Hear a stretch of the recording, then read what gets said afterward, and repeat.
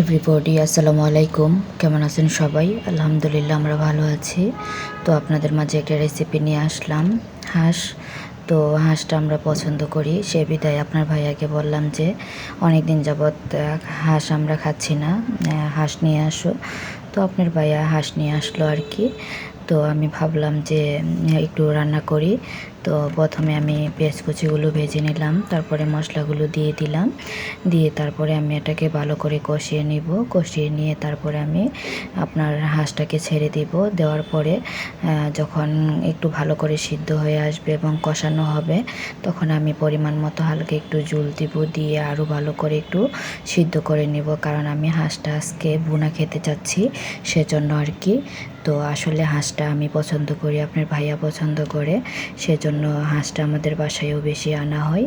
আর বিশেষ করে ঈদ আসছে, তো রমজানের রোজা রেখে এখন ঈদ চলে গেছে আর রমজানও চলে গেছে, সে বিদায় আমরা কিন্তু সবাই খেতে পারতেছি না, কারণ সারাদিন উপোস ছিলাম 1 মাস। সেজন্য হয়তো খাবারটা সেরকমভাবে চলতেছে না, কারণ কোনো কিছুই আমার কাছে মজা লাগে না, বাবা আপনার ভাইয়ার কাছেও মজা লাগে না। তো আমরা বাইরে বেশিরভাগই ইদানিং বাইরে মানে হালকা পাতলা কিছু খাওয়া হচ্ছে। বাসায় ভাত রান্না করলেও ভাতের জায়গাতে ভাত থাকে, কারণ মানে রমজান রোজা রেখে মানুষ সবাই তো একটু অভ্যস্ত হয়ে গেছে উপোস থাকার, সেজন্য হয়তো আপনার উপোস থাকা ওই ভালো লাগে। আর দেখা গেল যাদের গ্যাসের প্রবলেম, তারা তো রমজান মাসে উপোস থেকেও মানে অনেকটা অসুস্থ হয়ে গেছে।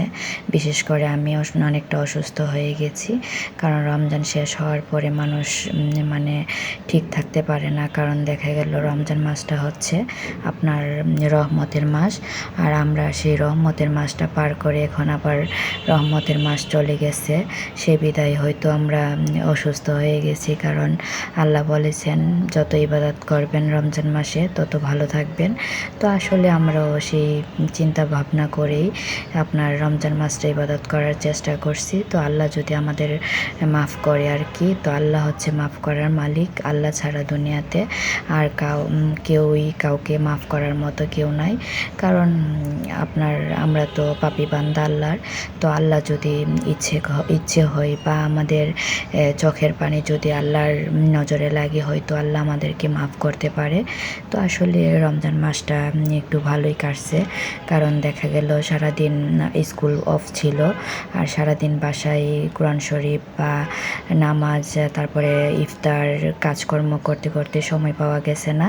তো সেই বিদায় আমি মনে করি রমজান মাসটা আমার অনেক ভালো কাটছে আলহামদুলিল্লাহ। আগামী রমজান মাস পাই কিনা সন্দেহ আছে, কারণ মরণের তো কোনো ঠিক ঠিকানা নাই।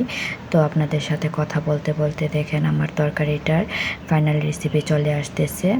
এই হচ্ছে আমার তরকারির ফাইনাল রেসিপি। তো কেমন হয়েছে অবশ্যই কমেন্ট করে জানাবেন। ওকে, আল্লাহ হাফেজ, ভালো থাকবেন সবাই, টেক কেয়ার, গুড বাই।